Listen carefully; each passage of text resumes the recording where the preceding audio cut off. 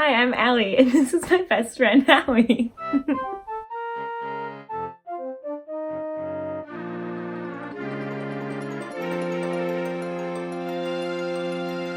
Who wants to talk about cats again? Because I sure as subterraneously do. I'd like to tell you about an exciting day we had last weekend together as a family. It's short and it's sweet. Now, as some of you know, one of Howie's favorite hobbies is chewing grass and spacing out into the void. And one of his least favorite hobbies is cars. Same. They never stop! He's okay at hanging out inside of cars, but once they zoom past him, reasonably he's displeased. Now, we live in the middle of a city in Belgium where there are more cars than blades of grass, so mathematically speaking, my cat is more afraid than he is content. I wanted to change that. Since traffic overwhelms him, me simply taking him outside does not work. So I thought we needed to find a new method of transportation for him, so we can get him to the outskirts of this metropolis that we've called home for 3 years. So therefore, in this box, we have a present for Howie.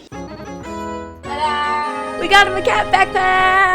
I've always loved the concept of these. I feel like if you have a trusting enough relationship with your cat, they will follow you into battle due to the comforts of this particular confinement. Despite many YouTubers showing that their cats don't necessarily approve, Howie still needed a new means of portable transportation, so I opted for a fun version, okay? And while the astronaut one is undeniably adorable, I went for this softer square one with breathable walls. And I think I made the right choice because immediately he was pretty excited about it. At first he didn't understand how to enter, but with a little help, he fit snugly inside. We're off to a strong start. He likes the space. In my opinion, the hardest obstacle was conquered. We're off to a great start. You just gotta believe. You're fine. You're great. Here we go. Cool. Cool outfit. Bye. Bye. Where's Howie? There he is. There you go. Oh, perfect. That was good. You're gonna like it, I promise. We're not going to the vet. Okay, how about we try a new approach? Cool space. Yeah. There we go. There you go. That's great, huh? I was just so excited to show him that this day was for him. I'm excited. Everything the light touches is yours. We made it into the scary outside world, and as expected, the journey was a lot to take in for our Princess King. I know.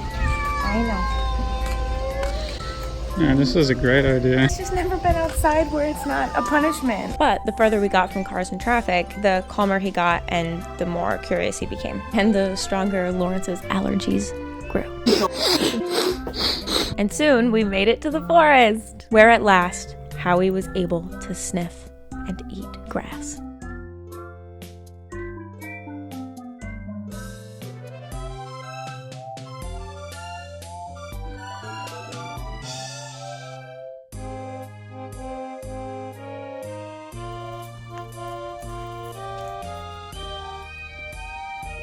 Our quest was short-lived. For about 5 to 10 minutes, we bopped between the perimeters of 3 very large trees until a jogger passed, which wildly upset Howie. He made a sound that I've never heard him make before. There's that low that cats make. No, that is not the sound. He actually growled at this stranger, all while hiding behind some ivy. He plays a tough game, and this just started a domino effect of upset. That new plant gets a growl. This new smell gets a growl. So it became rapidly apparent that it was time to leave our nature adventure and return to the safety of home. We may not have made it too deep into the forest, but for a small cat in a big world, the space we explored was previously perceived as unsurmountable, which beautifully segues into what did we learn from this abruptly ending experience? I think it's that doing something is better than doing nothing. When things seem impossible for you and you feel so submerged by your situation that you may not get optimal results for just trying, it's still worth giving a shot. My teachers used to tell us that if we found an old homework assignment, that it's best to turn it in late than to never turn it in at all. That some points docked are better than no points gained. And I think this applies to life as well. When you find that homework assignment, when you find that ounce of willpower, trying and being half successful is better than not doing anything at all. Howie's a very sick boy, and he still manages to exceed my expectations. When caught in a funk, it's fair to ask, how would Howie handle this? The answer is most likely hide.